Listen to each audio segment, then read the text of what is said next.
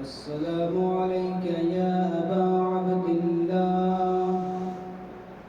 السلام عليك يا ابن رسول الله. السلام عليك يا ابن أمير المؤمنين وابن سيد الوصيين. السلام عليك يا ابن فاطمة سيدة نساء العالمين. السلام عليك يا ثار الله وابن ثاره والمتر الموتور. السلام عليك وعلى الأرواح التي حلت بفنائك. عليكم مني جميعا سلام الله أبدا ما بقيت وبقي الليل والنهار. يا أبا عبد الله. يا أبا عبد الله. يا أبا عبد الله. لقد عظمت الرزية وجلت وعظمت المصيبة بك علينا وعلى جميع أهل الإسلام.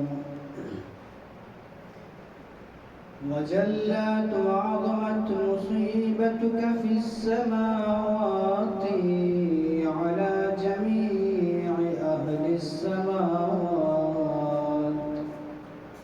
فلعن الله أمة أسست أساس الظلم والجور عليكم أهل البيت. ولعن الله أمة دفعتكم عن مقامكم وأزالتكم عن مراتبكم التي رتبكم الله فيها. ولعن الله أمة قتلتكم. ولعن الله الممهدين لهم بالتمكين من قتالكم. بريت إلى الله وإليكم منهم ومن أشياعهم وأتباعهم وأوليائهم. يا أبا عبد الله. يا أبا عبد الله. يا أبا عبد الله. إني سلم لمن سالمكم وحرب لمن حاربكم إلى يوم القيامة. ولعن الله آل زياد وآل مروان. ولعن الله بني أمية قاطبا. ولعن الله ابن مرجانة. ولعن الله عمر بن سعد. ولعن الله شمرا. ولعن الله أمة أسرجت وألجمت وتنقبت لقتالك. بأبي أنت وأمي لقد عظم مصابي بك. فأسأل الله الذي أكرم مقاما وأكرمني بك أن يرزقني طلب ثارك مع إمام منصور من أهل بيت محمد صلى الله عليه وآله. اللهم اجعلني عندك وجيها بالحسين عليه السلام في الدنيا والآخرة. يا أبا عبد الله يا أبا عبد الله يا أبا عبد الله إني أتقرب إلى الله وإلى رسوله وإلى أمير المؤمنين وإلى فاطمة وإلى الحسن وإليك بموالاتك وبالبراءة ممن قاتلك ونصب لك الحرب وبالبراءة من أشياء وبالبراءة ممن أسس أساس الظلم والجور عليكم وأبرأ إلى الله وإلى رسوله ممن أسس أساس ذلك وبنى عليه بنيانا وجرى في ظلمه وجوره عليكم وعلى أشياعكم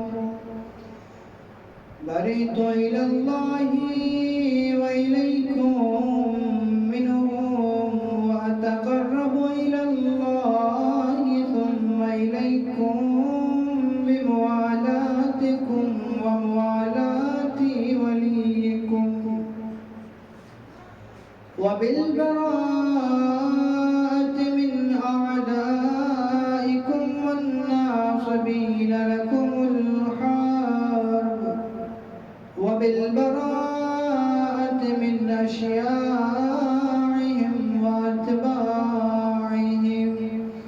إني سلم لمن سالمكم وحرب لمن حاربكم وولي لمن والاكم وعدو لمن عاداكم فأسأل الله الذي أكرمني بمعرفتكم ومعرفة أوليائكم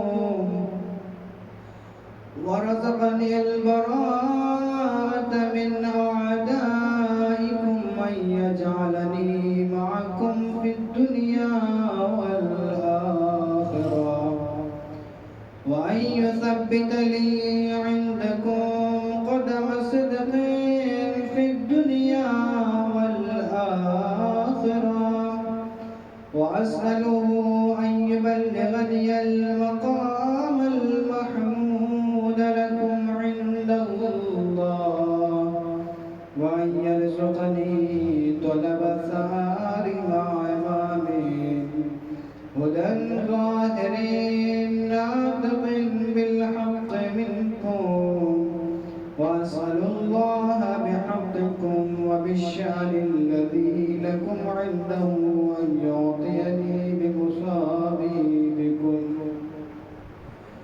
أفضل ما يعطي مصابا بمصيبته مصيبة ما أعظمها وأعظم رزيتها في الإسلام وفي جميع السماوات والأرض اللهم اجعلني في مقامي هذا ممن تناله منك صلوات ورحمة ومغفرة اللهم اجعل محياي محيا محمد وآل محمد ومماتي ممات محمد وآل محمد اللهم إن هذا يوم تبركت به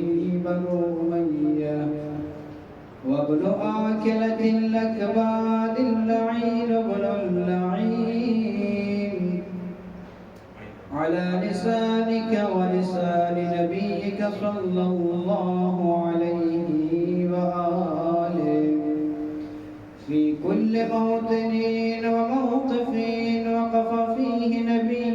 صلى الله عليه وآله.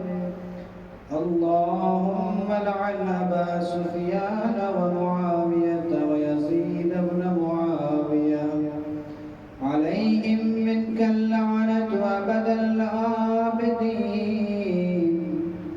وهذا يوم فرحت به آل زياد وآل مروان بقتلهم الحسين صلوات الله عليه.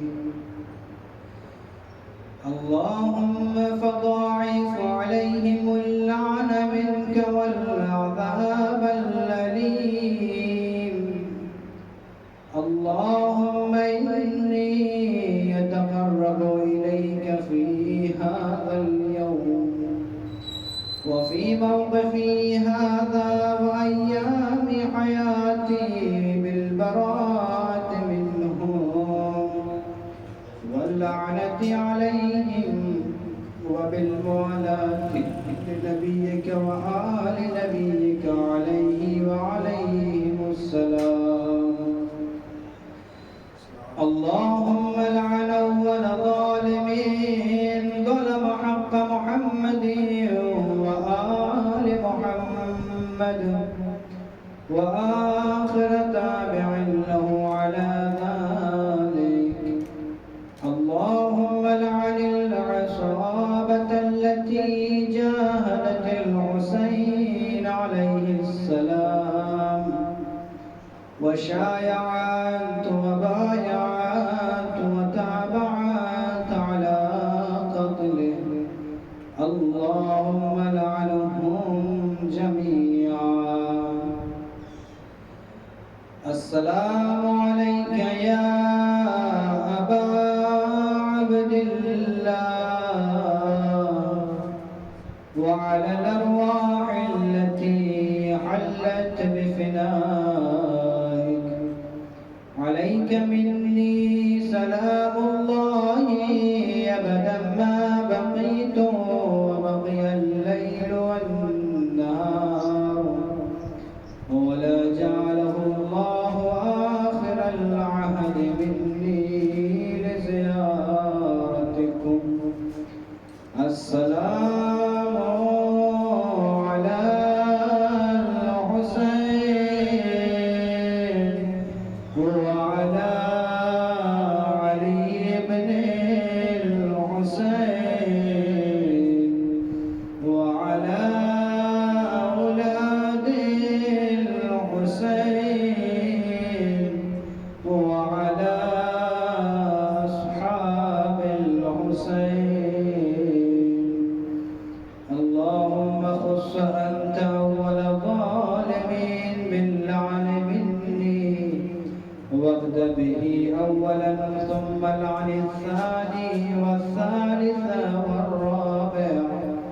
اللهم لعن يزيد خامسا ولعن عبيد الله بن زياد وابن مرجان وعمر بن سعد وشمرا وآل أبي سفيان وآل زياد وآل مروان إلى يوم القيامة.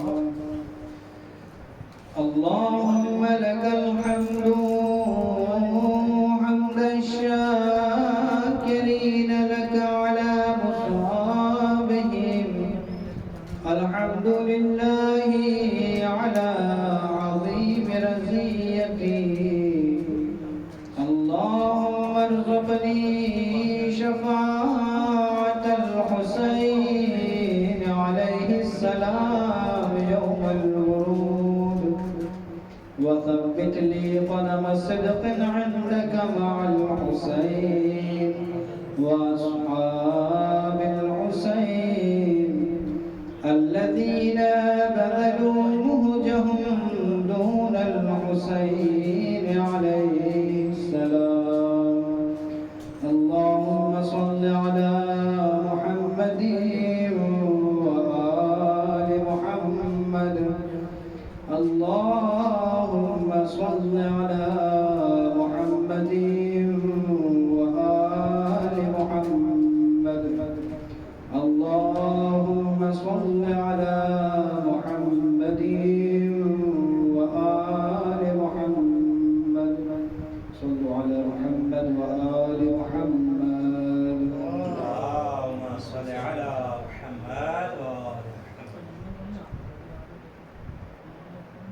أعوذ بالله من الشيطان الرجيم.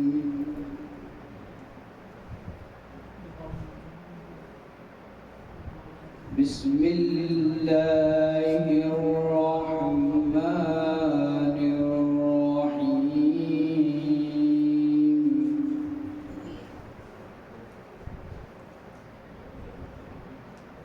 إذا وقعت الواقعة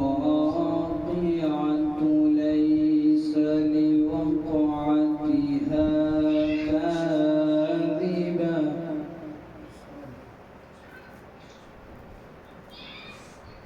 خافضة رافعة إذا رجت الأرض رجا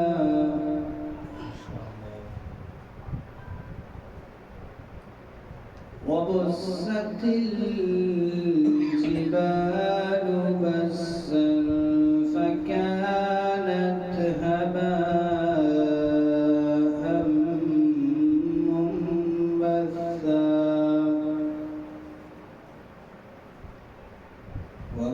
وكنتم أزواجا ثلاثا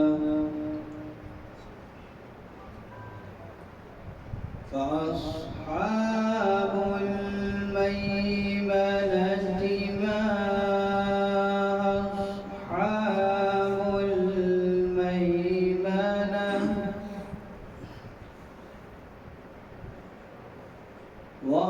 وأصحاب المشأمة ما أصحاب المشأمة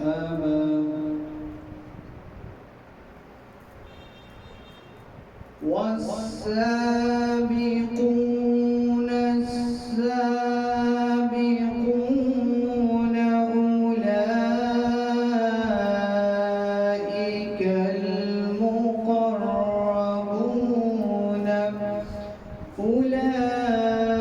أولئك المقربون في جنات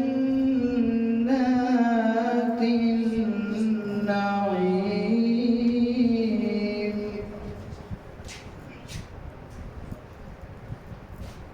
ثلة من الأولين وقليل من الآخرين على سرر موضونة متكئين عليها متقابلين يطوف عليهم ولدان مخلدون بأكواب وأباريق وكأس من معين لا يصدعون عنها ولا ينزفون وفاكهة مما يتخيرون ولحم طير مما يشتهون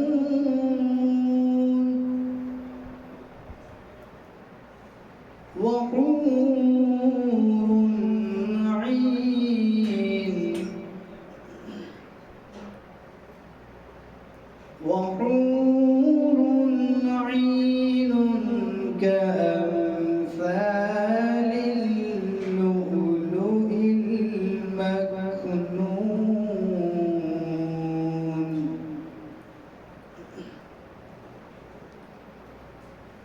جزاء بما كانوا يعملون لا يسمعون فيها لغوا ولا تأثيما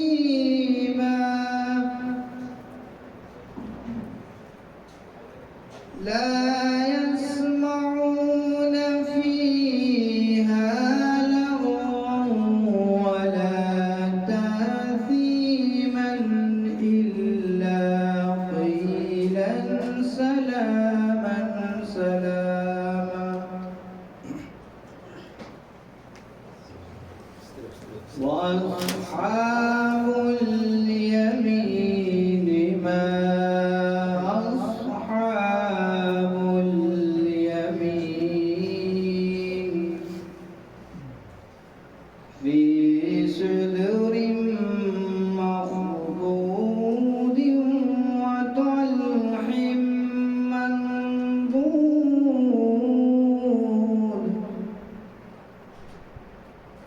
وطلح ممدود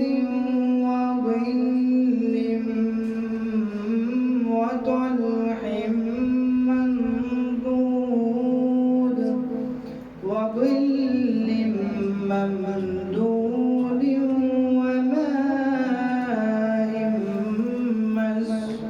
مسكوب وفاكهة كثيرة لا مقطوعة ولا ممنوعة وفرش مرفوعة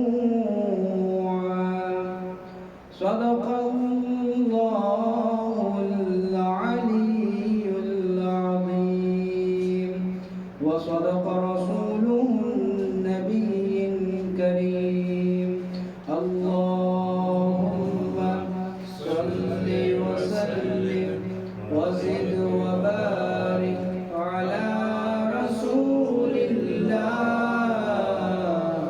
وآله الأطهار على رسول الله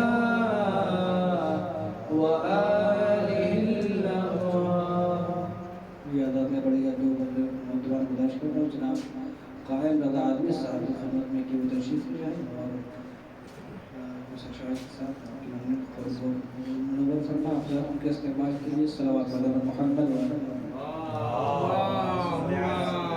صل على محمد وآل محمد بسم اللہ الرحمن الرحیم. ایک مصرع طرح دیا گیا تھا، کسی بھائی نے دیا تھا، رایت دین پیمبر ہے علمدار کے ہاتھ. رایت دین پیمبر ہے علمدار کے ہاتھ مطلب ہو چاہیے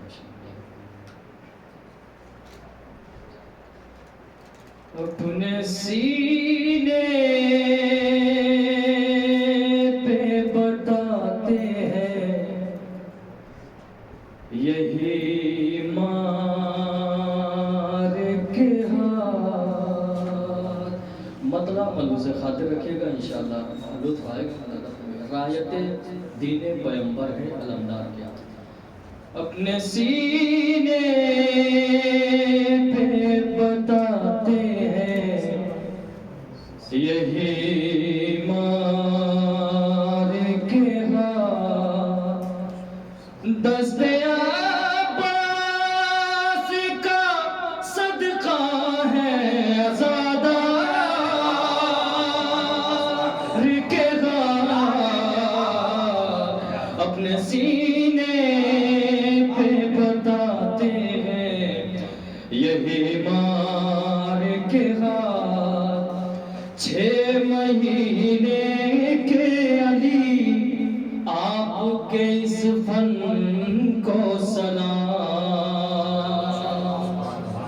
6 مہینے کے علی آپ کے اس فن کو سلام. تیغ مسکان سے کاٹے ہیں ستمگار کے ہاتھ.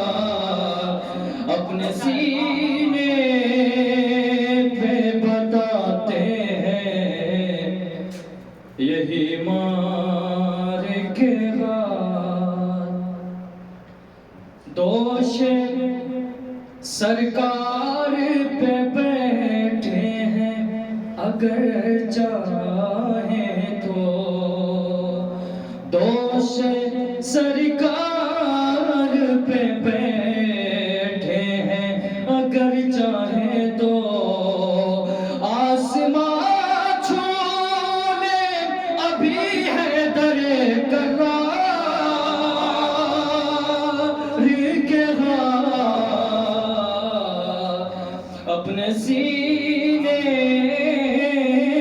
پہ بتاتے ہیں یہی مار کے غار۔ یہ شعر مجھے بہت عظیم انداز میں فرمائیے گا۔ قاتل شہر کو مٹانے کی قسم کھائی ہے،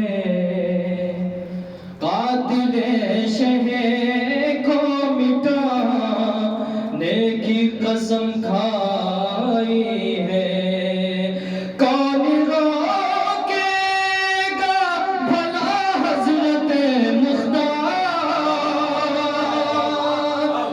کے غار اپنے سینے پہ بتاتے ہیں یہی مار کے غار، رہ کے دریا میں بھی رکھا ہے وفاؤں کا بھرم، رہ کے دریا میں بھی رکھا ہے وفاؤں کا بھرم، آپ سے بس نہ ہوئے غازیوں جرار کے ہاتھ اپنے سینے پہ بتاتے ہیں یہی مار کے غار۔ آخری شبد یاد رکھنا، اپنے سینے پہ بتاتے ہیں یہی مار کے غار، شرط ہے اس کے لیے مرد ہو کرار بھی ہو، شرط ہے اس کے لیے مرد ہو کرار بھی ہو، باب خیبر نہ اٹھا پائیں گے فرار کے ہاتھ اپنے سینے پہ بتاتے ہیں یہی مار کے غار، یہ سمجھنے کے لیے فکر وفا ہے درکار، یہ سمجھنے کے لیے فکر وفا ہے درکار، ارے رایت دین پیمبر ہے علمدار کے ہاتھ اپنے سینے پہ بتاتے ہیں یہی مار کے ہاتھ، دست عباس کا صدقہ ہے عزادار کے ہاتھ اپنے سینے پہ بتاتے ہیں یہی مار کے ہاتھ۔ صلی اللہ علیہ محمد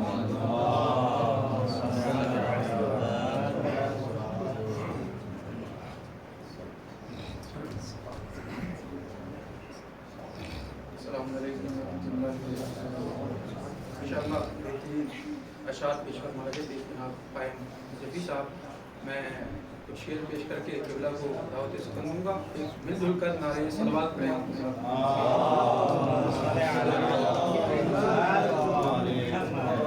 اندھیری قبر میں بھی نور کی بوچھار دیکھے گا، اندھیری قبر میں بھی نور کی بوچھار دیکھے گا، یہ منظر بس میرے مولا کا ماتم دار دیکھے گا، اندھیری قبر میں بھی نور کی بوچھار دیکھے گا، یہ منظر بس میرے مولا کا ماتم دار دیکھے گا، بس ایک ہلکا سخت تلوار سے عباس کھینچیں گے، مگر دشمن کا لشکر خوف کی دیوار دیکھے گا، مگر دشمن کا لشکر خوف کی دیوار دیکھے گا، اندھیری قبر میں بھی نور کی بوچھار دیکھے گا، یہ منظر بس میرے مولا کا ماتم دار دیکھے گا، بس ایک ہلکا سخت تلوار سے عباس کھینچیں گے، مگر دشمن کا لشکر خوف کی دیوار دیکھے گا، جو بھاگی نہر سے فوجے تو سرور دیکھ کر بولے میرے عباس جانے دو انہیں مختار دیکھے گا، جو بھاگی نہر سے فوجے تو سرور دیکھ کر بولے میرے عباس جانے دو انہیں مختار دیکھے گا۔ کربلا کی خاک کے عنوان سے ایک مسدس کے 3-4 بند پیش کرتا ہوں جلدی جلدی۔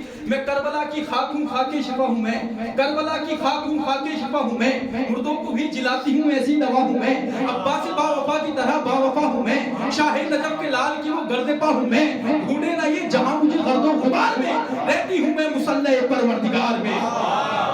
کربلا کی کیا بیان کرتی ہے کربلا کی خاک؟ کربلا کی خاک ہوں، خاک شفا ہوں میں، مردوں کو بھی جلاتی ہوں ایسی دوا ہوں میں، عباس با وفا کی طرح با وفا ہوں میں، شاہ نجف کے لال کی وہ گرد پا ہوں میں، ڈھونڈے نہ یہ جہاں مجھے غرد و غبار میں، رہتی ہوں میں مسلح پروردگار میں، خوشبو ہے مجھ میں گلشن احمد کے پھول سے، میں ہوں علی حسین و حسن اور بطول سے۔ کربلا کی خاک اپنا شجرہ بیان کر رہی ہے، خوشبو ہے مجھ میں گلشن احمد کے پھول سے، میں ہوں علی حسین و حسن اور بطول سے، جا کر یہ بات پوچھ لو ہر ایک رسول سے، کعبہ چمک رہا ہے ہماری ہی دھول سے، جا کر یہ بات پوچھ لو ہر ایک رسول سے، کعبہ چمک رہا ہے ہماری ہی دھول سے، ارے جس کے مقام میں میری ذرا سی یہ خاک ہے اس گھر کا گوشہ گوشہ نجاست سے پاک ہے، جس کے مقام میں میری ذرا سی یہ خاک ہے اس گھر کا گوشہ گوشہ نجاست سے پاک ہے، میری زمین پر سبت پیمبر کا ہے مزار، مجھ پر دعائے فاطمہ زہرا کا ہے حصار، سینے پہ میرے سوتا ہے عباس نامدار، پہرے پہ میرے رہتی ہے حیدر کی ذوالفقار، کمزور بن کے دہر میں رہتی نہیں ہوں میں، اور دہشت گردوں سے آج بھی ڈرتی نہیں ہوں میں۔ آخری بند کربلا کی خاک میں ایک صلوات پڑھے آواز بلند، کربلا کی خاک ہوں، خاک چپا ہوں میں، مردوں کو بھی جلاتی ہوں ایسی دوا ہوں میں، عباس با وفا کی طرح با وفا ہوں میں، شاہ نجف کے لال کی وہ گرد پا ہوں میں، ڈھونڈے نہ یہ جہاں مجھے غرد و غبار میں، رہتی ہوں میں مسلح پروردگار میں، خوشبو ہے مجھ میں گلشن احمد کے پھول سے، میں ہوں علی حسین و حسن اور بطول سے، جا کر یہ بات پوچھ لو ہر ایک رسول سے، کعبہ چمک رہا ہے ہماری ہی دھول سے، جس کے بقا میں میری ذرا سی یہ خاک ہے اس گھر کا گوشہ گوشہ نجاست سے پاک ہے، میری زمین پر سبت پیمبر کا ہے مزار، مجھ پر دعائے فاطمہ زہرا کا ہے حصار، سینے پہ میرے سوتا ہے عباس نامدار، پہرے پہ میرے رہتی ہے حیدر کی ذوالفقار، کمزور بن کے دہر میں رہتی نہیں ہوں میں، دہشت گردوں سے آج بھی ڈرتی نہیں ہوں میں، الفت میں میری جو ملا عزت اسے ملی، ان کی طرح حسین سے جنت اسے ملی، اور نفرت میں میری جو ملا ذلت اسے ملی، مثل یزید دنیا میں لعنت اسے ملی، ارے دشمن کا میرے آخری انجام دیکھ لو، کتے کی موت مر گیا صدام دیکھ لو، کتے کی موت مر گیا صدام دیکھ لو، سنگ خارا سے چلو عطر نچوڑا جائے، سوئے قافلہ فکر کو موڑا جائے، علم کا چشمہ شیرین بہے گا جب تک جہل کی سخت چٹانوں کو نہ توڑا جائے، بلکہ نہج البلاغہ اور پڑھا لوگ اچھے ادیب ہوتے ہیں، تیرے خطبوں کا فیض ہے دینا آج ہم میں خطیب بڑی عزت احترام کے ساتھ ہر پیٹ علماء سے حاضر ہوتے ہیں استاد محترم آیت اللہ نسیم عباس نقوی صاحب کی بارگاہ میں کہ وہ اپنے بیان سے نورانی بیان سے حکیمانہ بیان سے مجلس کو خطاب فرمائے، قبلہ کے استقبال میں بآواز بلند آ رہے ہیں،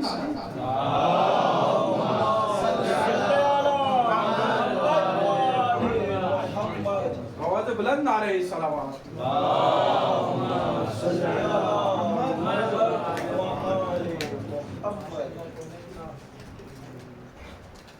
لا حول ولا قوة إلا بالله العلي العظيم أعوذ بالله من الشيطان الرجيم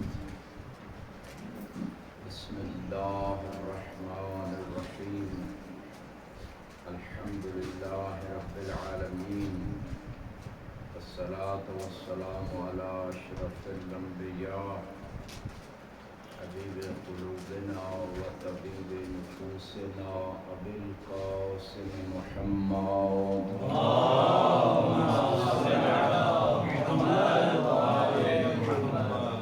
وعلى آله الطيبين الطاهرين المعصومين المنتخبين المنتجبين واللعنة الدائمة على أعدائهم أجمعين.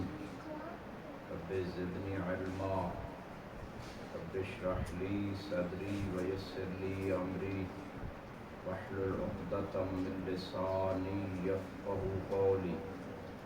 حسبنا الله ونعم الوكيل نعم المولى ونعم النصير. أما بعد فقد قال الله سبحانه وتعالى في كتابه المجيد بسم الله الرحمن الرحيم يا أيها الذين آمنوا اتقوا الله وكونوا مع الصادقين. صلوات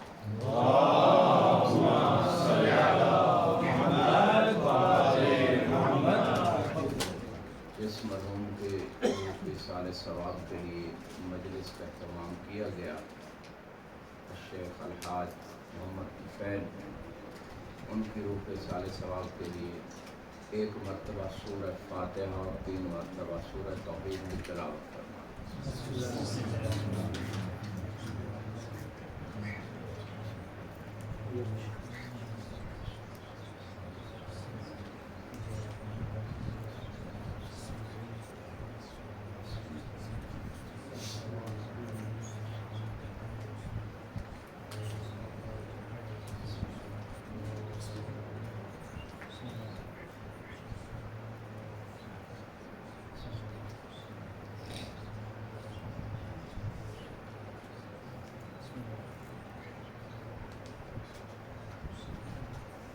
اپنے مرحومین کے درجات کی بلندی کے لیے، تمام شہدائے ملت کے درجات کی بلندی کے لیے، حاجات کی برابری کے لیے مل کر درود پڑھیں بار محمد والے.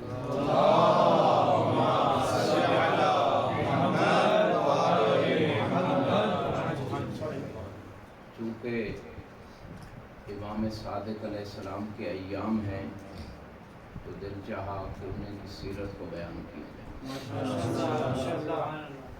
اللہ رب العزت اپنی مقدس کتاب میں بیان فرما رہا ہے کہ اے ایمان والو تقوی اختیار کرو اور سچوں کے ساتھ ہو جاؤ. سبحان اللہ، ماشاءاللہ. اب اہل علم کا مجمع ہے، مجھے یہ بتانے کی ضرورت نہیں ہے کہ وہ سچے کون ہیں، اور اللہ کی کلام کا کیا کہنا. اللہ نے نہ منافقوں سے خطاب کیا، نہ مشرکوں سے خطاب کیا، نہ کافروں سے خطاب کیا. اللہ نے مومنوں سے خطاب کیا، کیونکہ اللہ کے علم میں تھا کہ سچوں کے ساتھ فقط مومن ہی ہو سکتے ہیں. سلامت رہیں. یا ایھا الذین آمنوا. اب یہاں پہ ایک سوال ہے کہ جب اللہ کو پتہ ہے کہ مومن ہی سچوں کے ساتھ ہوں گے، جو مومن ہوگا وہ سچوں کے ساتھ ہوگا، تو جب اللہ کو پتہ ہے تو پھر فرمایا کیوں کہ سچوں کے ساتھ ہو جاؤ. لمحہ فکریہ ہے، کیونکہ جتنے بھی شیعہ ہیں، جتنے بھی مومنین ہیں، وہ یقیناً سب کہتے ہیں ہم 14 کے ساتھ ہیں، ہم سچوں کے ساتھ ہیں، لیکن خدا کچھ اور کہلوانا چاہتا ہے، مومنین کو کچھ اور بنانا چاہتا ہے. خدا سلمان و ابو ذر کی طرح چاہتا ہے کہ ہر مومن قول میں بھی سچوں کے ساتھ ہو جائے، فعل میں بھی سچوں کے ساتھ. یعنی اس کی 24 گھنٹے کی زندگی میں اس کا دیکھنا ایسا ہو جیسا سچے چاہتے ہیں، اس کا سننا ایسے ہو جیسے سچے چاہتے ہیں، اس کا بولنا ویسے ہو جیسے سچے چاہتے ہیں. بلکہ یوں کہہ دوں اس میڈیا کے دور میں اس کا سوچنا بھی ویسے ہو جیسے سچے چاہتے ہیں. ایک درود پڑھ دیجئے بار محمد والے.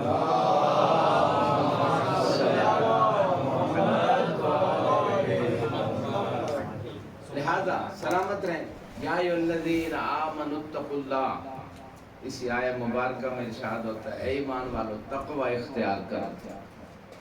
یقیناً جو مومن ہے وہ متقی تو ہوگا، لیکن آپ سب جانتے ہیں کہ تقوی کے مراتب، ایک عوام کا تقوی ہے، ایک خواص کا تقوی ہے، ایک اخص کا تقوی ہے. جیسے کہ شیخ طوسی علیہ الرحمہ، جن کی کتاب کسی دور میں حوزے میں پڑھائی بھی جاتی تھی، جیسے عذاب المتعلمین کے طور پہ وہ کتاب انہوں نے لکھی، اور اس میں انہوں نے یہ 3 مرتبے تقوی کے بیان کیے. عوام کا تقوی کیا ہے کہ واجبات کو ادا کرے، محرمات کو چھوڑ دے.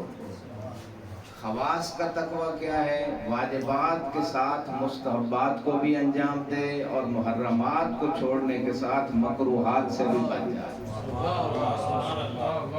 اور میں سمجھتا ہوں یہ دوسرا مرتبہ آپ صاحب اہل علم کے لیے یہ نجف کی شان ہے کہ اگر امام المتقین کی بارگاہ میں رہ کے بندہ پہلا مرتبہ چھوڑ کے دوسرا چلو نہیں آتا، مستحبات کو واجبات کے ساتھ سارے مستحبات کا خیال نہیں رکھ سکتا، محرمات چھوڑ کے مکروہات کو نہیں چھوڑ سکتا، یعنی کم از کم اگر دوسرے مرتبے پہ ہونا تو چاہیے کہ جو طالب ربانی ہے، جو علی امیر المومنین امام المتقین کی بارگاہ میں زندگی گزار رہا ہے، وہ دوسرے مرتبے پہ آ جائے.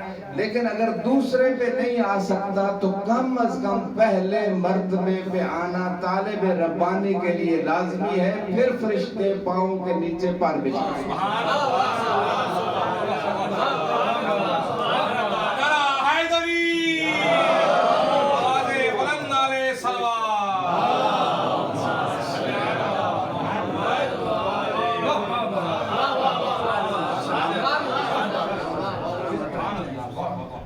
اور یہ کوئی انہونی چیز نہیں ہے. جس بر صغیر کی مقدس اہل بیت سے محبت رکھنے والی مٹی سے ہم لوگ ہیں، اسی مٹی سے علماء نجف اشرف میں آئے اور زیادہ عرصہ بھی نہیں ہوا، انہوں نے وہ کچھ کر کے دکھا دیا جو میں سمجھتا ہوں آج کے دور میں شاید کوئی سوچے بھی نہیں. علامہ ذیشان جوادی صاحب کا وہ مختصر ترجمہ و تفسیر قرآن یقیناً آپ نے پڑھی ہوگی، دیکھی ہوگی، آپ کے پاس ہوگی، پی ڈی ایف میں بھی ظاہراً موجود ہے. تو اس کے مقدمے میں وہ لکھتے ہیں، میں اپنی نصیحت کے لیے یہ جملے عرض کر رہا ہوں مولا کے جوار میں.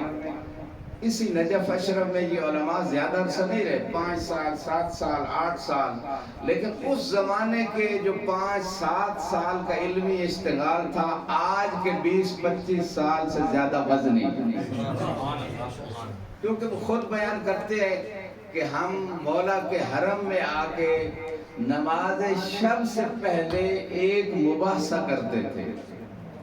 مولا کے حرم میں آ کے یہ لکھا ہوا ہے، میں جو حوالہ دے رہا ہوں ان کی تفسیر میں جا کے دیکھ لیجئے گا، یہ اردو میں جو ہے. اور علامہ طالب جوہری کا وہ ذکر کرتے ہیں، مدرسہ بغدادی ابھی بھی ہے سورۃ الشریف پہ، وہاں ان کی رہائش تھی. تو وہ اکٹھے آتے اور وہاں آ کے یہ مباحثہ کرتے، نماز شب پڑھتے، پھر سارا دن درس تدریس مباحثے میں گزر جاتی. اور رات کو اگر کوئی کا مسجد خضراء میں ابھی جو حرم میں ہے اس میں در سے خارج رات کو مغربین کے بعد اٹینڈ کر کے واپس جاتے اور وہاں جا کے اپنا کھانا خود بناتے. اور میں سلام کرنا چاہتا ہوں ایسے علماء کو، ایسے علماء کی روحوں کو. کیا مقام تھا نجف کا، کیا علمی اشتغال تھا، کیا روحانیت تھی، کیا توفیق تھی کہ فقط اتنا نہیں، پھر وہاں جا کے کھانا بنا کے دوسرے دن آقا باقر الصدر کی عربی میں لکھی ہوئی کتابوں کا اردو میں ترجمہ کر کے بھی لے آتے ہیں. ایسی توفیقات خیر کے لیے ایک درود پڑھ دیجئے بار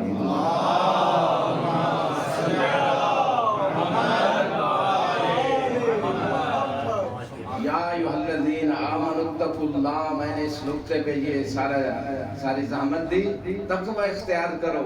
تو طالب علم کا کم سے کم تقوی یہ ہے کہ اس کا علمی اشتغال اتنا ہو کہ اس وقت سوئے جب پڑھ کے تدریس مطالعہ مباحثہ، جب تھک جائے بے حال ہو جائے تب سو جائے. اور نجف میں پھر ماہ رمضان ہو، پھر سردیوں کا بھی موسم ہو، چھٹیاں بھی ہوں نہ بھی ہوں، اگر کوئی طالب علم نماز شب کا پابند نہیں تو میں سمجھتا ہوں ویسی توفیقات نہیں مل سکیں گی جیسے سابقہ علماء کو ملیں۔ لہذا علمی اشتغال واجب، علمی اشتغال کو چھوڑنا تقوی سے دور لے جاتا ہے۔ آج جو توفیقات سلب ہو رہی ہیں اس کی بنیادی ریزن یہ ہے کہ سال میں 365 دن میں جو 3-4 مہینے اشتغال ہے عوضے میں، وہ اشتغال بھی اس لیول کا نہیں ہے، اتنا اشتغال ہو کہ جیسے میں نے کہا 9-10 بجے جا کے سوئے پھر نماز شب سے پہلے اٹھ کے ویسا اشتغال۔ لہذا طالب علم کا واجب یہ ہے نجف اشرف میں کہ وہ اپنے آپ کو چلتے پھرتے اٹھتے بیٹھتے علمی مسائل میں مشغول رکھے۔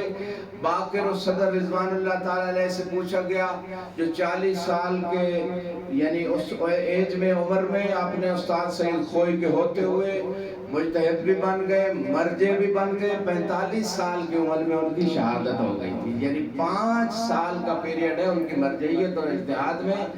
یہ جو جہد انہوں نے کی، ان سے پوچھا گیا کہ آپ اس مقام تک کیسے پہنچے، کتنا مطالعہ کرتے ہیں؟ یہ قیمتی نکتہ ہے جو ان کی سیرت میں موجود ہے، جو لینا چاہتا ہے۔ انہوں نے فرمایا اگر سٹڈی کی بات کریں کتاب سے تو چند ایک گھنٹے، لیکن جب تک میں سوتا نہیں ہوں، اگرچہ نجف میں ایسے لوگوں کا سونا عبادت ہے، لوگوں نے درس چھوڑ کے سونا عبادت سمجھ لیا، لیکن سونا تب عبادت ہے۔ باقر الصدر فرماتے ہیں کہ جب تک میں جاگتا رہتا تھا علمی مسائل میں میری فکر چلتی رہتی ہے۔ تو جب ایسے علماء نجف کی فضاؤں سے، جو کہتے تھے نا نجف کی فضاؤں میں بھی علم ہے، وہ کیسے ہوتا تھا؟ کیونکہ طالب علم جب سڑک پہ بھی جا رہے ہوتے تھے، گلی میں بھی جا رہے ہوتے تھے، تو آپس میں علمی مناقشہ کر رہے ہوتے تھے۔ فضاؤں سے لوگ سنتے تھے کہ کوئی نہ کوئی علمی مسئلہ، گھبرا تو نہیں گئے؟ ایک درود پڑھیے گا بار محمد والے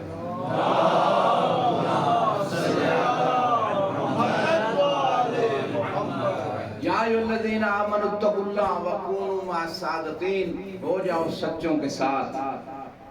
اب لوگ پوچھتے ہیں بھئی ہماری روایات میں تو ہے کہ یہی 14 سچے ہیں، ان کے ساتھ ہونے کا حکم ہے، لیکن وہ پوچھیں گے بھئی ہم نے تو دعویٰ کیا تھا حسبنا کتاب اللہ، آپ کی کتاب ہم مانتے نہیں، ہمیں اللہ کی کتاب سے دکھا دیں۔ بھئی دکھانا ہمارا کام ہے، ماننا تمہارا کام ہے۔ اور یہ وہ مسئلہ ہے کہ وہ سچے ہیں کون جن کے ساتھ ہونے کا حکم دیا گیا؟ تو وہ سچے اللہ کے رسول نے اللہ کے حکم سے امت کو دکھلا بھی دیے، بتلا بھی دیے۔ جب آیت مباہلہ آئی اور یہ حکم ہوا فَقُلْ تَعَالُوا نَدْعُ أَبْنَاءَنَا وَأَبْنَاءَكُمْ وَنِسَاءَنَا وَنِسَاءَكُمْ وَأَنفُسَنَا وَأَنفُسَكُمْ ثُمَّ نَبْتَهِلْ فَنَجْعَلْ لَعْنَةَ اللَّهِ عَلَى الْكَاذِبِينَ، تو اس وقت جو ان کے مقابلے میں نصارے نجران کے مقابلے میں جو گئے تھے وہ سچے تھے، تو ثابت یہ ہوا، حالانکہ اس وقت اور مرد بھی موجود تھے اور عورتیں بھی موجود تھی اور بچے بھی موجود تھے۔ رسول اللہ نے ان ہستیوں کو لے جا کے بتا دیا کہ جب بھی جو ان کے مقابلے میں آئے گا وہ جھوٹا ہوگا، وہ لعنت کا مستحق ہوگا، اور جب بھی جس میدان میں یہ آئیں گے یہ سچے ہوں گے، یہ وحدانیت کو بھی بچائیں گے، میری رسالت کو بھی بچائیں گے۔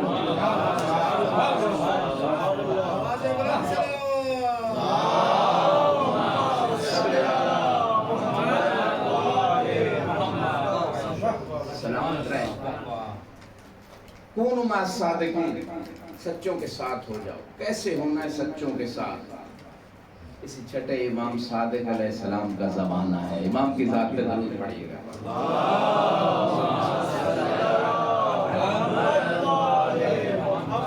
خراسان سے ایک مومن آتا ہے، شیخ عباس قمی نے بھی لکھا، اور کتابوں میں بھی موجود ہے، اور آپ کہتا ہے مولا یہ امامت آپ کی ہے، خلافت حکومت آپ کا حق ہے، آپ قیام کریں، اپنا حق لیں۔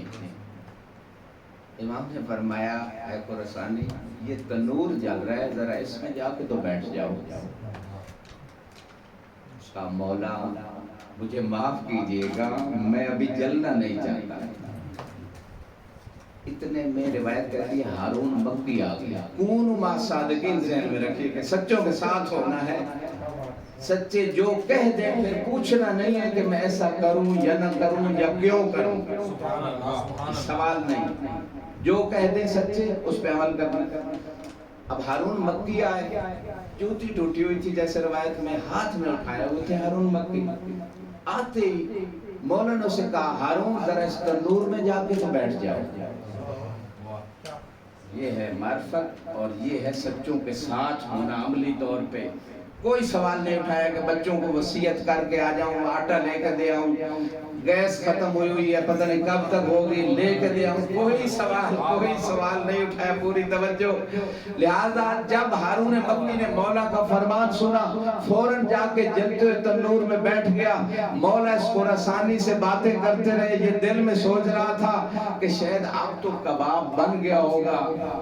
امام جو دل کی باتیں بھی جانتے ہیں فرمایا جا کے دیکھو تنور میں ہارون مکی کی حالت کیا ہے۔ یہ خراسانی کہتے ہیں میں نے جا کے دیکھا ایسے لگ رہا تھا جیسے ابراہیم کے لیے آگ گلزار بن گئی تھی، اسی طرح اس ہارون مکی کے لیے بھی آگ گلزار بن گئی۔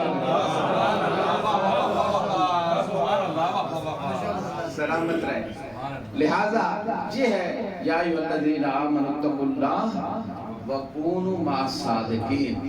ہارون مکی باہر آئے، سید سالم باہر آئے، اور امام نے اب اس خراسانی سے پوچھا، تو کہتا ہے نا امامت کے لیے آپ کا حق ہے، خلافت حکومت آپ کا حق ہے، تلوار اٹھائیں قیام کریں، اتنا بتا اس ہارون مکی جیسے کتنے خراسان میں موجود ہیں جو میرے حکم پہ لبیک کہیں، جو اس طرح میرے ساتھ ہوں؟ کہا مولا ایسا تو پھر ایک بھی موجود نہیں ہے۔ کہا پھر ہمیں پتہ ہے کب قیام کرنا ہے۔ ایک ضرور پڑھیے گا بار محمد و آل محمد۔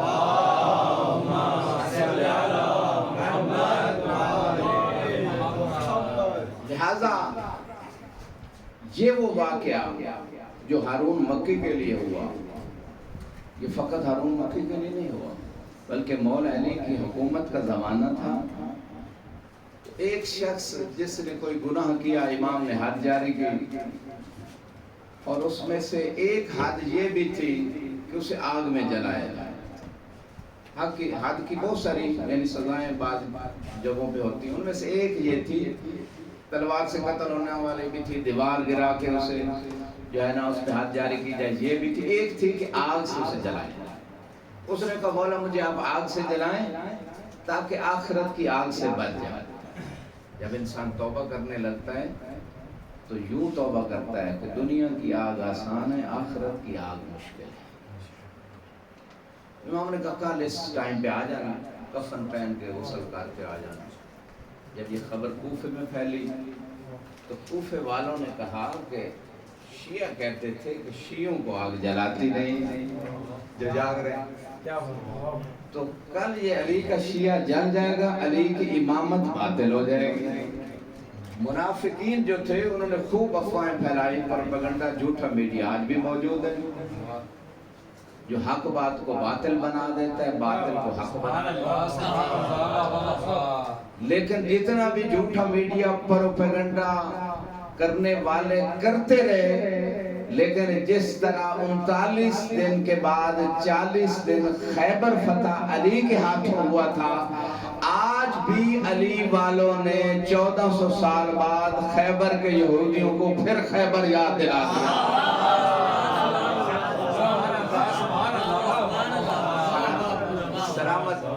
اور وہ یہ بینر اٹھاتے تھے میڈیا پہ، خیبر واز یور لاسٹ چانس۔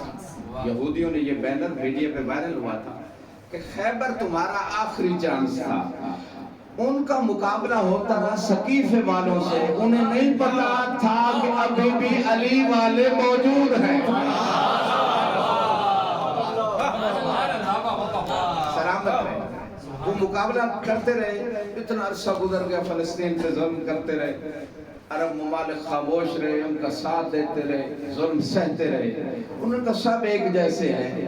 یہی تو رسول خدا خیبر پہ उम्मत को समझाना चाहते थे और अपने सहाबा को भी बताना चाहते थे कि मेरे बाद ये न कहना कि सब एक जैसे, कोई फर्क नहीं इन सारों में। मैंने 39 दिन मोहलत दे के बता दिया कि अली में और इनमें बड़ा फर्क मौजूद है। 39 दिन मोहलत दी। लिहाजा अर्ज ये कर रहा था कि कूफे में मुनादी हो गई, मुनाफिकीन ने अफवाहें फैला दी, झूठा प्रोपेगेंडा कर दिया, घबरा तो नहीं गए। और वो दूसरे दिन मोमिन आ गया। जब मौला को पता चला तो मौजज़ा उसी वक्त होता है जब इमामत या नबूवत पे एतराज, जब कोई चैलेंज करे इमामत या नबूवत को, तो उसी वक्त मौजज़ा होता है। इमाम को जब पता चला कि इमाम की इमामत पे शक कर रहे हैं लोग, मुनाफिकीन प्रोपेगेंडा कर रहे हैं, इमाम ने उस मोमिन से कहा कि जैसे तू दावा कर रहा है ना कि मैं आपके शियों में से हूँ, अगर तो तू झूठा हुआ तो ये आग तेरी हड्डियां भी खा जाएगी। यानी इमाम कह रहे थे कि जो भी अली का शिया नहीं और झूठा दावेदार है फिर आग उसे नहीं छोड़ेगी, लेकिन अगर वाकई तू हमारा शिया हुआ तो ये आग तेरे करीब नहीं आएगी। रिवायत कहती है, रिवायत के जुमले हैं, जब वो कफन पहन के आग के दरमियान बैठा, पूरे अहले कूफा ने देखा कि अली ने अल्लाह की दी हुई ताकत और इज़्न से अपने इमामत को हक कैसे साबित किया कि जब आग जलाई गई, जैसे इब्राहिम नबी के लिए वो आग गुलजार हो गई थी, आग का कफन तक पहुंचना तो दूर की बात, कफन का तक वो आग तो दूर की बात, रिवायत कहती है वो धुआं भी करीब नहीं आया था जो आग से उठ रहा था। तो ये उस मोमिन की शान थी कि जब मोजज़ा ज़ाहिर हुआ और अली अलैहिस्सलाम की इमामत साबित हुई। दरूद पढ़िएगा बार मोहम्मद व आले मोहम्मद।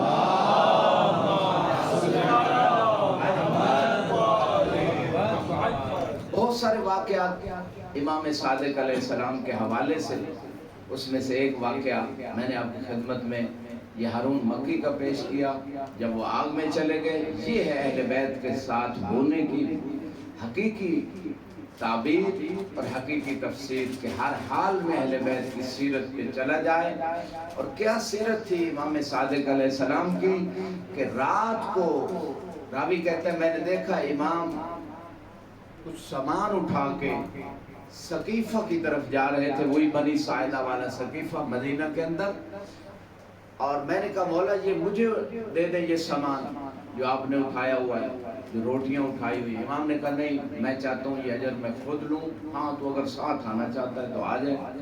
रावी कहते हैं मैंने देखा कि इमाम अलैहिस्सलाम ने अपने हाथ से वो लोग जो चबूतरे को सकीफा में सोए हुए थे, किसी के सिरहाने के नीचे एक रोटी रख दी, किसी के सिरहाने के नीचे 2 रोटियां रख दी। अब इसमें राज क्या है? राज ये है कि जिसको जितनी जरूरत थी उतने दे रहे थे। और इसमें एक और मैसेज भी है, इमाम बता रहे थे कि 1400 साल बाद अगर 5 बंदे 500 दे भी दें तो वो सेल्फियां न बनवाएं, वो मीडिया पे अपने ये रियाकारी दिखावा न करें। हाँ ये अलग बात है दूसरों को तरगीब देने के लिए, लेकिन वो कभी कभार होता है। जब हर बात कोई मीडिया पे लाना है तो दिखावा आ जाएगा। अम्मा की ये सीरत रही है कि फकत अपनों को नहीं देते थे, बेगानों को भी देते थे। सब अम्मा की ये सीरत रही है। लिहाजा जब इमाम दुनिया से चले जाते, फिर जिन बेवाओं, यतीमों, गरीबों, फकीरों को वो अता मिलती थी, जब वो अता रुकती तो उनको पता चलता कि मोहसिन इंसानियत हमारे मोहसिन फलां इमाम था। और जब इमाम की सीरत का पता चलता तो वही लोग जो पहले अम्मा को छोड़े होते थे, अम्मा की इमामत पे इकरार करने वाले हो जाते थे।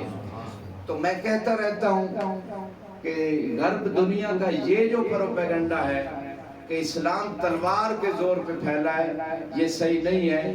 इसके साथ, इस जुमले के साथ इंसाफ ये है कि जो सकीफा के रास्ते से इस्लाम आया है वो तलवार के जोर पे फैला है, जो गदीर के रास्ते से इस्लाम आया वो किरदार के जोर पे फैला है।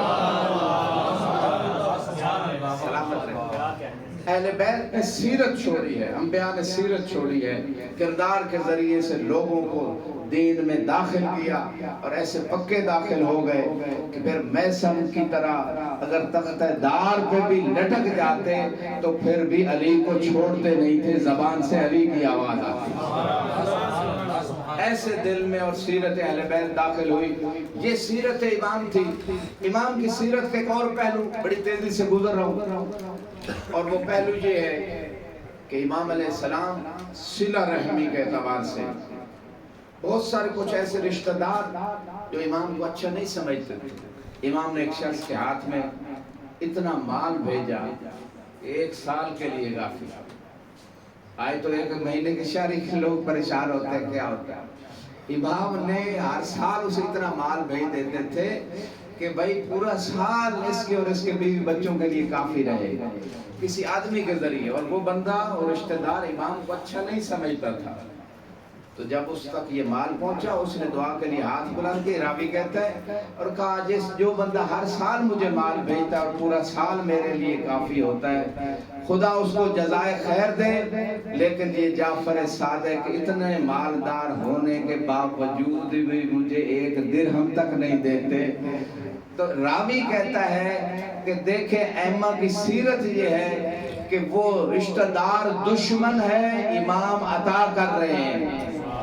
اور آج ہماری سوسائٹی میں کیا ہے کہ رشتہ دار اگر تھوڑی سی بھی کوتاہی کر دے، مثلا کوئی خوشی غمی کا موقع ہے، اس نے تھوڑے پیسے جیسے لوگ دیتے ہیں بعض اوقات، تو وہ اگلی دفعہ کہے گا میں اس سے کم دوں گا۔ ایمہ کی سیرت یہ ہے کہ جو آپ سے قطع تعلق کرے اس سے تعلق جوڑو، جو آپ کو محروم کرے اسے عطا کرے۔ یہ اہل بیت کی سیرت ہے، یہ مکارم اخلاق میں سے ہے، اور اسی اخلاق کو دیکھتے ہوئے لوگ دین مبین میں آتے۔ ایک درود پڑھیے گا بار محمد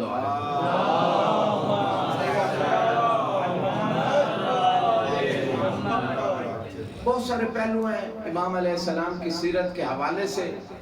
ایک دفعہ خادمہ آپ کے چھوٹے بچے کو اٹھا کے جا رہی تھی چھت کی طرف، اور امام نے منع کیا تھا کہ چھت پہ کوئی نہ جائے۔ اچانک امام گھر میں آئے، اس خادمہ نے دیکھا کہ امام آ گئے ہیں، تو روب کی وجہ سے کانپنے لگی اور بچہ گر گیا، بچہ وہیں پہ فوت ہو گیا۔ امام پریشان تھے، کسی نے کہا مولا آپ بچے کی وجہ سے پریشان ہیں، کیا کمال معرفت مقام اور اخلاق عظیم ہے ہستیوں کا۔ کہا میں بچے کی وجہ سے پریشان نہیں، میں اس وجہ سے پریشان ہوں کہ یہ کنیز اپنے دل میں میرا اتنا خوف کیوں رکھتی تھی کہ میری وجہ سے کانپ رہی تھی، لہذا فوراً اس کنیز کو آزاد کیا اور فرمایا انت حرۃ لوجہ اللہ، اے کنیز اللہ کے لیے میں نے تجھے آزاد کیا۔ اس کا مطلب یہ ہے کہ جیسے بعض روایات بتاتی ہیں کہ کسی کا احترام اگر اس کے خوف اور شر کی وجہ سے کوئی کرتا ہے تو ایسا شخص جہنمی ہے۔ آج دنیا کی جتنی بھی ظالم حکومتیں ہیں یا کسی بھی کرسی پہ کسی عہدے پہ کوئی بیوروکریٹ بیٹھا ہے، کوئی فوجی بیٹھا ہے، کوئی پولیس کا افسر بیٹھا ہے، کسی کو چھوٹی پوسٹ ملی ہے، بڑی پوسٹ ملی ہے، ان سے احترام اس طریقے سے نہ کروائیں کہ ان کو مقدموں سے ڈرائیں یا ان کو جیلوں میں ڈالیں یا ان کو اغوا کر لیں۔ اگر آپ احترام کروانا چاہتے ہیں تو ان کی خدمت کریں، جن کی خدمت ہوگی احسان ہوگا وہ دل سے احترام کریں۔ یہ اہل بیت کی سیرت رہی ہے، یہ اہل بیت کا طریقہ رہا ہے کہ خدمت خلق کرو، احترام خود بخود اس شخص کے دل میں تمہارا پیدا ہو جائے گا۔ دلوں پہ حکومت اہل بیت نے کی ہے، جسموں پہ حکومت یزیدیوں نے۔ ہر دور کا کوئی بھی یزیدی تھا وہ ڈنڈے سے تو حکومت چلا سکتا تھا، لیکن اگر دلوں پہ حکومت چاہتے ہو تو ہمیں اہل بیت کی سیرت کو اپنانا ہوگا۔ ایک درود پڑھیے گا بار محمد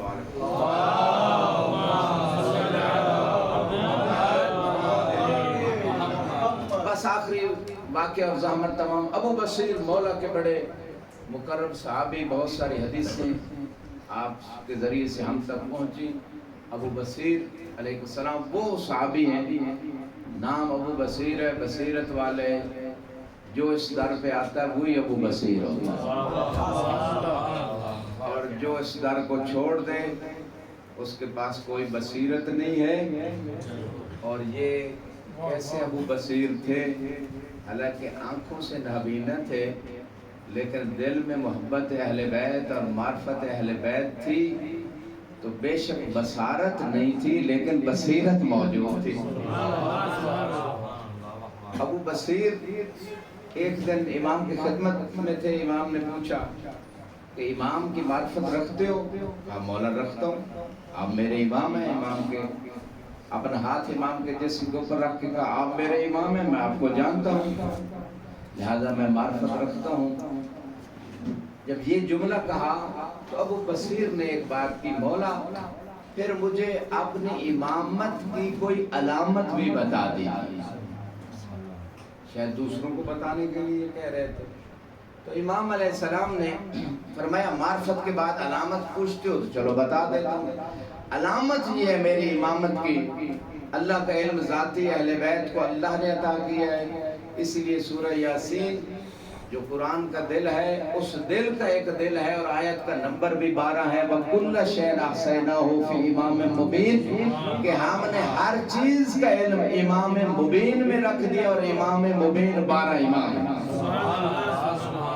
امام نے فرمایا میری امامت کی علامت یہ ہے کہ جب تو گھر واپس جائے گا تو خدا تجھے ایک بیٹا دے گا جس کا نام عیسیٰ ہوگا، اور دوسرا بیٹا دے گا اس کا نام محمد ہوگا، اس کے بعد 2 بیٹیاں پیدا ہوں گی، اور یہ تیرے دونوں بیٹے ہمارے شیعوں میں سے ہیں۔ امام بتا رہے ہیں کہ بیٹے بھی ملیں گے، یہ بھی بتا رہے ہیں کہ ہمارے شیعوں میں سے ہیں، اور فرمایا ہر شیعہ کا نام اور اس کے آباء و اجداد کا نام جو قیامت تک آنے والے ہیں ہمارے پاس صحیفہ کے اندر موجود ہے۔ ابو بصیر کو یہ خوشخبری دی اور اس نے یہ علامت لی امام سے، اور ویسے ہوا جیسے امام نے بتایا۔ آخری بات یہی ابو بصیر ہے کہ جن کے بارے میں یہ ملتا ہے کہ ایک دن امام کی خدمت میں عرض کرتے ہیں مولا اللہ نے آپ کو اتنا مقام دیا ہے تو آپ، یہ میری آنکھیں میں دیکھ نہیں سکتا، نابینا ہوں، آپ فخر عیسیٰ ہیں، ذرا آنکھ پھیر کے مجھے بینا تو کر دیں۔ تو مولا نے کہا ٹھیک ہے کر دیتے ہیں، جیسے عیسیٰ آنکھوں پہ ہاتھ کرتے تھے نابینا بینا ہو جاتا تھا۔ مولا نے ہاتھ پھیرا، ابو بصیر بینا ہو گئے، دیکھنے لگے محفل میں کون کون بیٹھا ہے، امام کی زیارت کی۔ اب امام نے ایک جملہ کہا، امام نے فرمایا ابو بصیر آنکھیں تو تجھے مل گئی، اب تیرے پاس 2 راستے سر اٹھائیے گا، اس میں بھی میسج ہے، درس ہے، لمحہ فکریہ ہے۔ امام علیہ السلام نے فرمایا ابو بصیر آنکھیں تجھے مل چکی ہیں، اب تمہارے پاس 2 راستے ہیں، یا دوسرے لوگوں کی طرح حساب دے کے جنت چلے جانا، یا پھر واپس اسی حالت پہ چلے جاؤ اور بغیر حساب کے جنت چلے جانا۔ اس کا مطلب یہ ہے کہ امام یہ کہنا چاہتے ہیں کہ مومن کو اگر دنیا میں کوئی مصیبت آتی ہے تو یقیناً اس کا آخرت میں کوئی فائدہ موجود ہے۔ ابو بصیر بصیرت رکھتے تھے، کہا مولا یہ چند دن کی زندگی ہے میں ویسے ہی گزار لوں گا، مجھے واپس پلٹا دیجئے تاکہ بغیر حساب کے جنت چلا جاؤں۔ ایک درود پڑھیے گا بار محمد و آل محمد۔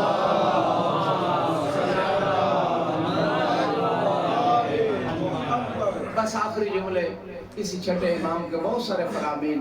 امام کو وقت ملا، بنو امیہ اور بنو عباس کا وہ دور جب کلیش جھگڑے وہ آپس میں مشہور ہوئے، امام نے اس فرصت کو غنیمت جانا اور اپنے نانا کے دین کا احیاء کیا۔ حسین منی و انا من حسین، ایک احیاء کربلا میں ہوا اور دوسرا احیاء جو باکمال درجے تک گیا وہ تھا چھٹے امام کا دور۔ اس کا مطلب ہے کہ نجف جیسا حوضہ جو صدام دور میں تو بہت بڑی، ابھی شعر بھی پڑھ رہے تھے محترم، صدام دور میں تو بہت मसाइब का शिकार था। यहाँ जो भी तालिब इल्म आता था वो सामने शहादत और मौत को रख के आते थे। हमने ऐसे बाज तुल्लाब की बुक्स भी देखी, बाज़ मदारिस में इंडिया से भी तालिब इल्म बाज कि उनकी किताबें मदरसा में अभी अभी भी है, उनकी किताबें पढ़ी थी। जब पूछा जाता कि ये तालिब इल्म किधर गया, कहते कि इसको ले गए एजेंसियों वाले और आज तक इसकी कोई खबर नहीं। तो हथेली पे जान रख के लोग आते थे और फिर मुवफ़्फ़क़ भी होते थे इल्म में, रूहानियत में। कोई गरज दुनिया नहीं होती थी उन लोगों की। ऐसे ऐसे लोग नजफ़ में रहे हैं। तो कहना ये चाहता हूँ कि हमारे पास फुर्सत आई, 1400 साल बाद नजफ़ के हौज़े को एक आज़ादी मिली, खुद मुख्तारी मिली। इस हौज़े से इस्तिफ़ादा किया जाए। जितनी बड़ी ये नेमत हमें मिली है, पूरी उम्मत का हक हमारी गर्दन पे है कि हम खुद भी हिदायत लें और दूसरों तक हिदायत पहुँचाएँ। इसका एक एक सेकंड कीमती है। और इसी छठे इमाम का फरमान है कि अगर एक तरफ पूरी ज़मीन सोने से पुर हो, ज़ाहिर मुनीयतुल मुरीद में मौजूद है, पूरी ज़मीन सोने से पुर हो, और दूसरी तरफ किसी सच्चे आदमी से हमारा एक फरमान मिल जाए, वो सोने से भरी हुई ज़मीन को छोड़ देना हमारा फरमान लेने। ये है दीन की कीमत और ये है अहले बैत के फरमान की कीमत। जब फरमान की इतनी कीमत है तो फरमान सुनाने वाले की कीमत अहले बैत की निगाह में क्या होगी। और शफाअत का ताज आपके सर पे पहनाया जाएगा। बल्कि बाज़ रिवायात में है कि वो उलमा, वो असातिज़ा, वो खिदमत गुज़ार मज़हब कि जितना किसी ने उनसे इल्मी इस्तिफ़ादा किया होगा तो रोज़े क़यामत वो इस्तिफ़ादा करने वाले भी, उनके दर्जात भी उस आलिम की कोशिश के मुताबिक बुलंद होते चले जाते। लिहाजा इस नेमत से हमें फ़ायदा उठाना है, नजफ़ की नेमत से भरपूर फ़ायदा उठाना है, दिन रात फ़ायदा उठाना है और उमूर को मुनज़्ज़म करना है। और आखिरी बात यही अर्ज़ करने जा रहा हूँ, इमाम फरमाते हैं कि एक दूसरे की ज़ियारत करते रहो, एक दूसरे से मुलाकात करते रहना, क्योंकि इसी में हमारे अम्र का इह्या है। और ये आखिरी वसीयत मौला अली की भी, तकरीबन यही जुमले मौला अली की वसीयत में भी यही मजमून, यही मफ़हूम मौजूद है। अलैकुम बित्तवासुल वत्तवाज़ुल, एक दूसरे से मिलते रहना, एक दूसरे पे खर्च करते रहना। इय्याकुम अत्तदाबुर वत्तकातो, खबरदार एक दूसरे से मुंह न फेर लेना, एक दूसरे से कता ताल्लुकी न कर लेना। यही बात छठे इमाम भी फरमा रहे हैं अपने जुमले में कि अलैकुम अत्तवासुल वत्तहाबुब फिल्लाह, एक दूसरे से अल्लाह के लिए मोहब्बत करते रहना।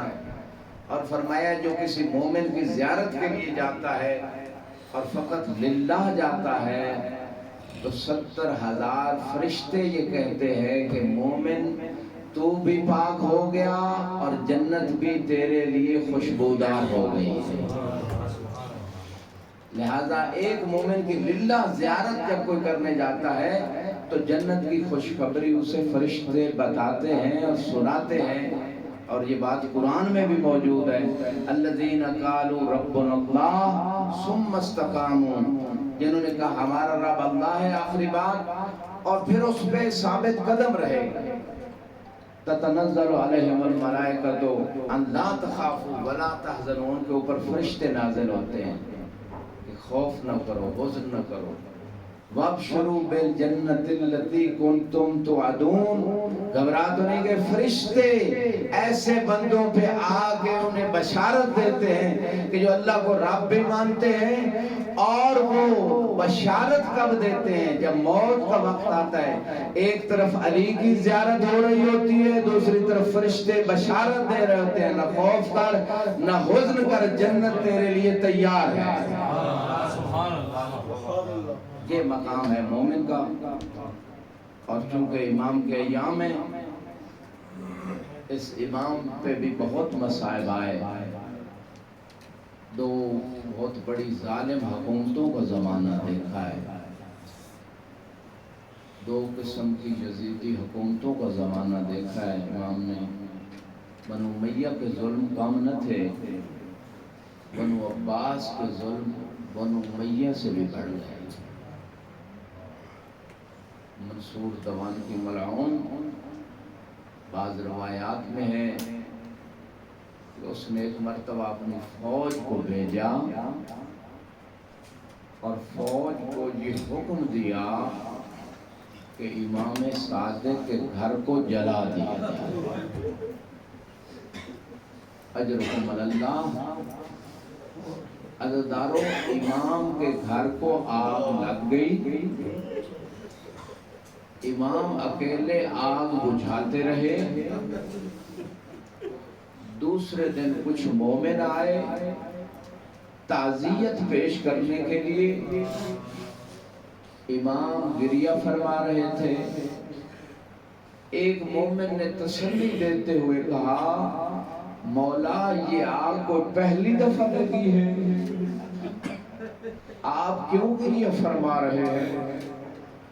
کہا میں اس لیے گریہ نہیں کر رہا کہ میرے گھر کو آگ لگی، بلکہ اس لیے گریہ کر رہا ہوں کہ جب ہمارے گھر میں آگ لگی، ہمارے گھر میں ایک چھوٹی بچی تھی، وہ کبھی ایک کمرے سے دوسرے کمرے میں جاتی، دوسرے سے تیسرے کمرے میں جاتی۔ معرف اجرکم اللہ، اجرکم اللہ، معرفت والا مجمع بیٹھے۔ امام فرماتے ہیں جب یہ بچی دوڑ رہی تھی مجھے اس وقت سکینہ یاد آ گیا۔ اجرکم اللہ، اجرکم اللہ، مجھے اس وقت عصر عاشور یاد آ گیا، مجھے کربلا کا وہ منظر یاد آ گیا، اور جب ایک خیمے کو آگ لگتی سکینہ دوسرے خیمے میں چلی۔ اجرکم اللہ، اجرکم اللہ، خدا تمہیں غم اہل بیت کے علاوہ کوئی غم نہ دے۔ میں کہوں گا مولا یہ منظر بھی بڑا مصیبت والا منظر ہے، ایک وہ منظر بھی تو بڑی مصیبت والا منظر ہے جب آپ کی دادی کے دروازے پہ لکڑی ہے۔ اجرکم اللہ، جب دروازے کو آگ لگی اور دھواں اٹھا، اور مولا وہ کیسا منظر تھا جب بی بی کا پہلو زخمی ہوا، اور بی بی کے پہلو میں اور وہ جو آگ سے گرم ہو چکی تھی بے وس ہو گئی، موسم شہید ہو گیا، اور بی بی اور تو کچھ نہ کہہ سکی، کہا یا ولدی مہدی متا تظہرو حتی تاخذ میں ساری، مہدی کب آؤ گے میرا انتقام لو گے۔